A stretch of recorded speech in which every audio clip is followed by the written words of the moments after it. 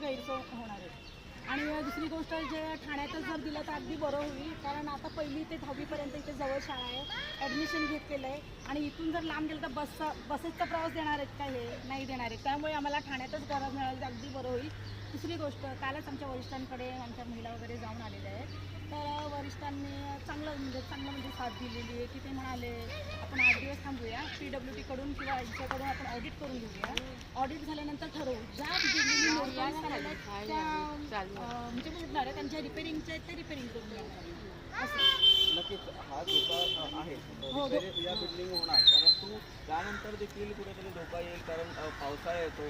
पावसामध्ये आपण काही सांगू शकत नाही. एकीकडे विधानसभेतून आमदारांना घरं दिली जातात, परंतु पोलीस कुटुंब जे आहे ते प्रामुख्याने पोलिसांना कधीच म्हणजे नेहमी टार्गेट केलेलं आहे. मी कुणाचं नाव घेणार नाही, कुठल्या राजकारणाचं नाव घेणार नाही, कुणाचं नाही, पण पोलिसांना नेहमी टार्गेट केलेलं आहे. राजकारण किंवा वरिष्ठांनी एकच